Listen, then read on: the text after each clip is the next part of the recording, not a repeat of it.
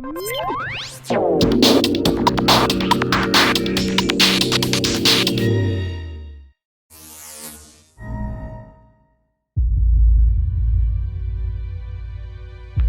corridoio è buio, non riconosciamo nulla intorno a noi. È arrivato, sappiamo esattamente dov'è, dove vuole andare. Dobbiamo braccarlo, terrorizzarlo e finirlo il prima possibile. Sentiamo già l'adrenalina, il cuore in gola che risuona nel vuoto. Voci, rumori. Ci ricomponiamo, mettiamo insieme i frammenti della memoria e, lentamente, ritroviamo i nostri obiettivi, le nostre piene capacità. L'aria è contaminata, solo un antidoto sintetizzato in infermeria può arrestare il processo. È ora di muoversi, prendere una decisione. Rimanere fermi è comunque una pessima idea. Proviamo ad esplorare davanti a noi, almeno qualche metro. Generiamo creature. Per ora prepariamo una trappola e aspettiamo che faccia la mossa giusta per poter reagire. Ogni azione è una decisione difficile e non sempre possiamo fare la cosa migliore. Avviciniamoci, dove per lui sarà più pericoloso, dove non può vederci. Il tempo è poco, ogni momento rafforza il buio. Un rumore arriva da nord. L'adrenalina ci aiuta ad essere più reattivi. Accendiamo le luci, entriamo nella stanza e sigilliamo la porta dietro di noi. Entriamo nella stanza, dobbiamo spaventarlo. Affrontare la paura improvvisa è difficile, soprattutto quando ti attacca. Reagiamo usando i proiettili a sensore per fare maggiore danno. Ci sfugge, ci colpisce anche lui. Feriti, disturbati, scappiamo dalla stanza. Riorganizziamoci, comincia a capire. Cerchiamo di confonderlo a costo di rimanere senza opzioni per un po' di tempo. Migliora il senso d'orientamento. L'HoloWatch ci aiuta a ricordare, ad affrontare il buio. Ci avviciniamo, prendiamo i settori più pericolosi. La sua memoria ha un limite però, quando si azzera ricomincia da capo.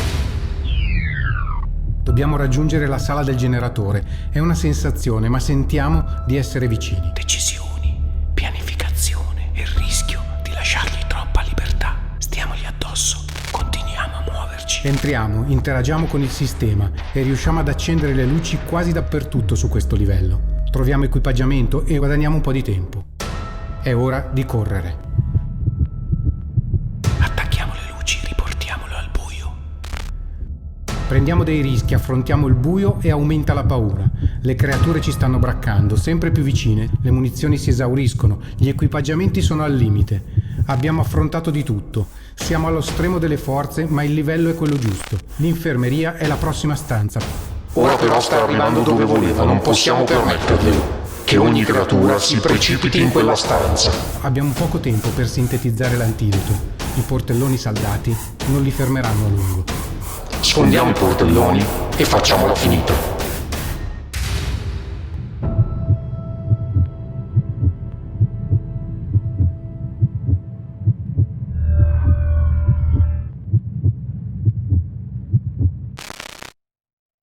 La paura, preferite incuterla o viverla? In Alone sarà questa la prima scelta da fare, a fronte di un gioco competitivo e asimmetrico da 2 a 4 giocatori, dove in ogni caso le parti avverse saranno sempre 2. L'eroe abbandonato a se stesso, che conterà solo sulle proprie forze e intuizioni, e il male, interpretato da un massimo di 3 giocatori, che faranno ogni cosa loro consentita pur di fermarlo e di impedirgli di raggiungere i suoi obiettivi. È stato difficile raccontarlo perché Alone è principalmente un'esperienza mentale. Per chi interpreta l'eroe, una lotta per la sopravvivenza che cresce nel poco tempo a disposizione per trovare il senso dell'orientamento e cercare di decifrare il luogo in cui ci si trova fino a raggiungere il proprio scopo. Per il male, una strategica gestione delle azioni disponibili a fronte dell'impossibilità di conoscere pienamente le proprie risorse. L'eroe comincia il gioco con dell'equipaggiamento, in base alla difficoltà scelta, un'arma e 3 missioni di cui quella principale. Delle altre 2, almeno una risulta obbligatoria per sbloccare l'obiettivo. Nessuna informazione sulla propria posizione. Il male può essere interpretato da un massimo di 3 giocatori e questo aspetto determinerà il modo in cui vengono gestite le risorse, 4 mazzi di carte di cui se ne utilizzano sempre solo 2 e il modo in cui le azioni si rendono disponibili. È sempre il male a scegliere i livelli della mappa, la posizione dei mostri e la gestione dei luoghi per gli obiettivi dell'eroe ad inizio partita. E questo è il suo unico vantaggio all'inizio del gioco. Non esiste un turno per il male, può reagire alle azioni che compie l'eroe e solo se le carte che ha a disposizione glielo permettono. Le uniche azioni sempre disponibili sono la possibilità di generare creature e spostarle sulla mappa. Anche l'attacco è una conseguenza del fatto che l'avversario, finita la sua azione di turno, si trovi nello stesso settore di una creatura. L'eroe dispone invece sempre di molte azioni tra cui poter scegliere, seppure al massimo una per turno, così da consentire al male di giocare la propria reazione.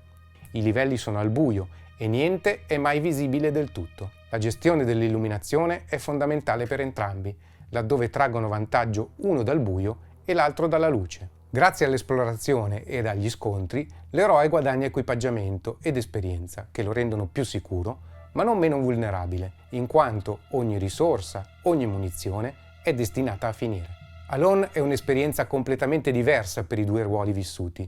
Solo per questo vale la pena di provarli entrambi. Per il resto il gioco è sempre ricco di tensione. Da una parte la necessità di fare la scelta giusta per capire dove ci si trova e per raggiungere l'obiettivo il prima possibile.